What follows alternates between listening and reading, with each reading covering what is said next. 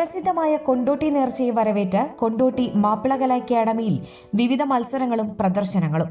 മലയാള മനോരമയും മഹാകവി മോയിൻകുട്ടി വൈദ്യർ മാപ്പിളകല അക്കാദമിയും ചേർന്ന് സാംസ്കാരിക വരവ് എന്ന പേരിലാണ് പരിപാടികൾ നടത്തുന്നത്. ഈ ചിത്രങ്ങൾ കണ്ടിട്ട് ഇങ്ങനെ ഒരു കാലം ഇവിടെ ഉണ്ടായിരുന്നു എന്ന് എനിക്ക് മനസ്സിലാക്കാൻ പറ്റി. ഞാനൊക്കെ കുറേ സൗകര്യമുള്ള സ്ഥലത്തൊക്കെയാണ് ആയത്. ഇങ്ങനെ ഈ ചിത്രങ്ങളൊക്കെ കണ്ടപ്പോൾ നല്ല ആൾക്കാർക്ക് ആയിട്ട് തോന്നി.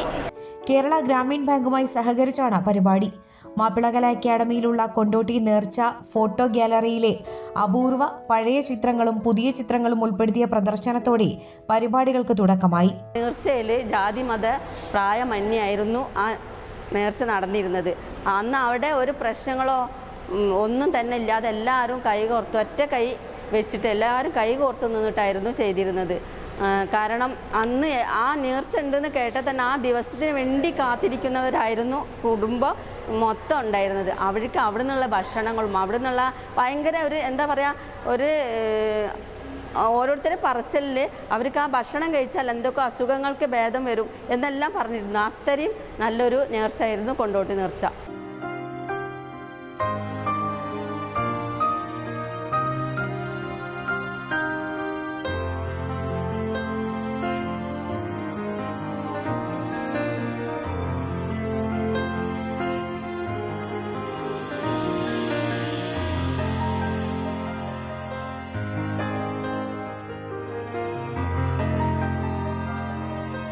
ഇങ്ങനെ കേരളത്തിൻ്റെ ചരിത്രത്തിൽ ആദ്യമായിട്ട് EMS മന്ത്രിസഭ അധികാരത്തിലേറ്റ സമയത്ത് പ്രത്യേകിച്ചൊരു സമ്മർദ്ദവും ഇല്ലാതെയാണ് മലപ്പുറം നേർച്ചയ്ക്ക് എതിരായിട്ടുണ്ടായിരുന്ന ബ്രിട്ടീഷുകാർ വെച്ചിരുന്ന നിരോധനം പിൻവലിച്ചത്.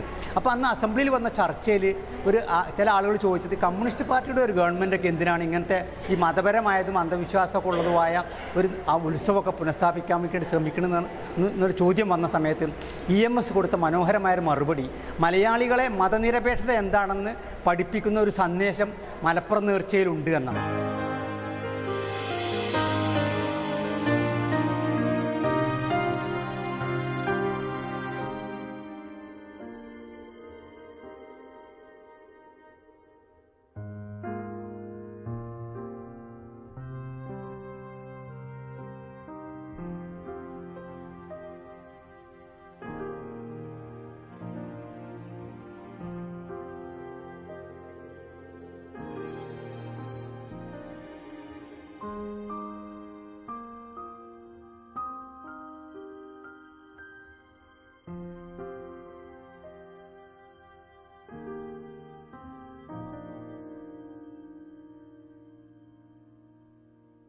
പ്രദർശനം Mappilakala academy chairman doctor Hussain Randathani ഉദ്ഘാടനം ചെയ്തു.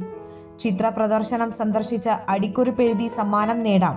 പുറമെ സന്ദർശകരിൽ നിന്ന് നറുക്കെടുത്ത് സമ്മാനം നൽകുന്നുമുണ്ട്. മഹാകവി മോയിൻകുട്ടി വൈദ്യർ അക്കാദമിയിലെ ഈ ഒരു ആർട്ട് ഗാലറിയിലെ ചിത്രങ്ങൾ അത് കണ്ടപ്പോൾ സത്യത്തിൽ പഴയ കാലം നമ്മുടെ കുട്ടിക്കാലത്തൊക്കെ ഉണ്ടായിരുന്നെങ്കിൽ കൂടി ഇപ്പോഴത്തെ കുട്ടികൾക്ക് ഇപ്പോഴത്തെ തലമുറക്കാർക്ക് അത് അറിയില്ല. പണ്ട് കാലങ്ങളിൽ അനുഭവിച്ചിരുന്ന വിശപ്പും അതുപോലെ തന്നെ അന്നത്തെ കാലത്ത് നമുക്ക് സ്വപ്നം പോലും കാണാൻ സാധിക്കാത്ത ഇന്ന് നമുക്ക് കിട്ടുന്ന സൗകര്യങ്ങളെക്കുറിച്ച് സ്വപ്നം പോലും കാണാൻ പറ്റാത്ത ഒരു സാഹചര്യം അത് സത്യത്തിൽ ഇവിടെ ഇത് കണ്ടപ്പം ഓർമ്മ വന്നു. നേർച്ചയുമായി ബന്ധപ്പെട്ടുള്ള ഫോട്ടോ മത്സരവും ബ്ലാക്ക് ആൻഡ് വൈറ്റ് ചിത്രം കളറാക്കുന്ന മത്സരവും റീൽസ് തയ്യാറാക്കൽ മത്സരവുമുണ്ട്. എയർ 1 കൊണ്ടോട്ടി.